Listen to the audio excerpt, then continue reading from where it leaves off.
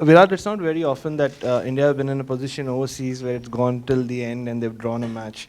And it's your first test as captain, like after taking over officially. Just those last moments, because we saw you like you were applauding every ball, every forward defense, just like what is going through the dressing room. Well, it was a feeling where you've actually forced the opposition to earn their victory if they are that good for 5 days. You're not just throwing in the towel and getting beaten in 4 days or 4.5 days. We pulled them till the end on 3 occasions in this series, and two were draws and one was a loss, which could have gone either way. I was only sitting there thinking about if the series was 1-1, and how much more pleasing those last moments would have felt. But really, really proud of the way the guys have played in the series. We certainly do have negatives that we want to improve on, and at the international level, there's a lot for us to improve on as a test side. Especially seeing the way the Australians bowled. I think that's something we need to learn from big time, to be very honest. And if we can improve on that, we're going to be a very strong test team going forward. What was your philosophy coming into today about going for the runs? And when did you decide to have a bit of a chase, and what made you decide to pull back again? Can you talk us through that? I think it wasn't. The first intention was to go for the target, but I think we didn't get the kind of momentum we maintained throughout in Adelaide. I think because of the way the Australians bowled in this innings, we were not able to keep up with the run rate too much. I mean, it dropped quite a bit. Eventually, it went up to 6.5 in the end. So it was a matter of not thinking too much about going for it or playing for a draw, just batting out there, just reacting to every ball. And when Vijay got set, he got to a half century, played a few strokes. That's when we started feeling, okay, it might be possible if we do have wickets in hand in the last hour.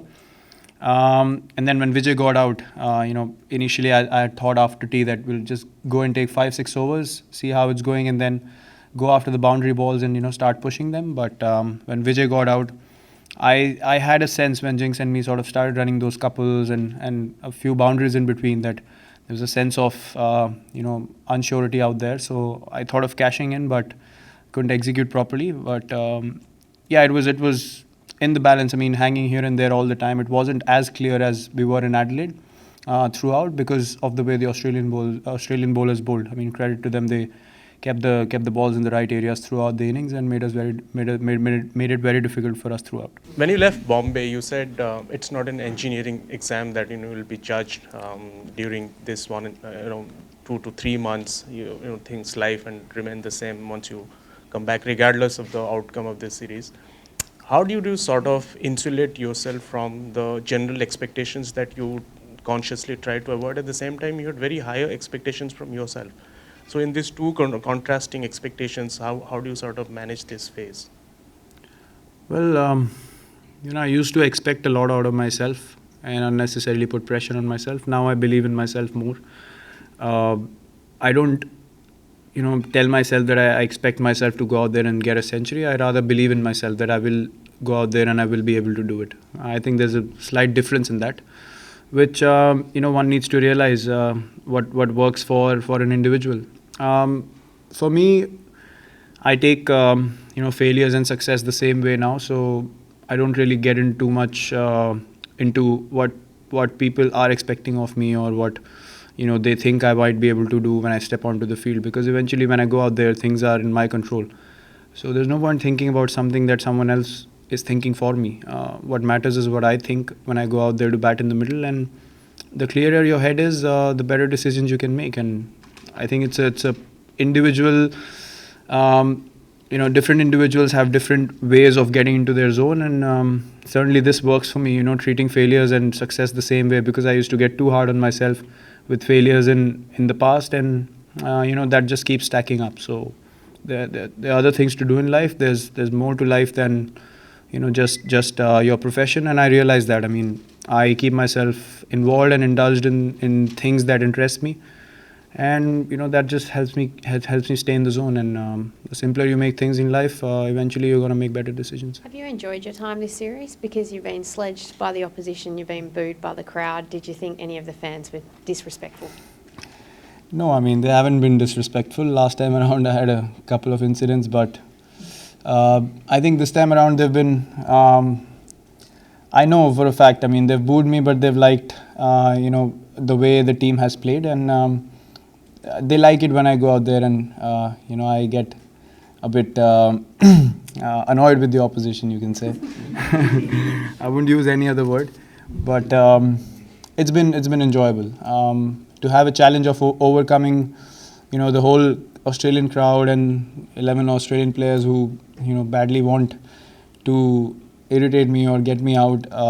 It's been a challenge, but it's something I've enjoyed, and it's brought out the best from me. And certainly, so far the best test series I've had. I've really enjoyed myself, and obviously the competition from the Australian team as well is something I've really enjoyed. I mean, there's a lot of things that went on during the series, but eventually, they all shook hands, and we respect the way they played, and both teams mutually know that this was a strong fight, and both teams enjoyed it equally. I think Australia will stay at number 2 in the ICC Test rankings. In your opinion, are they close to being the best team in the world, or quite a ways off that? Well, they've been playing really good Test cricket for a while. I mean, they've always been a good Test side, and this series as well. They're always competitive. There's no doubt about that. Rankings for me don't matter. What matters is how a team plays cricket, and I know they play very competitive cricket, and they might be number 1 for a while. Some other team might step up, but eventually what matters is the kind of intent you go out there and play with. I mean, they could have easily batted more and given us 2 sessions, but the fact that they gave us 3 sessions and giving the opposition a chance as well and themselves a chance to win the game, I mean, says a lot about their character and the way they see cricket in general. And they love to win. I know that for a fact, and once they sense it, they want to go for it, which is very important. Rankings don't matter as long as you have that intent.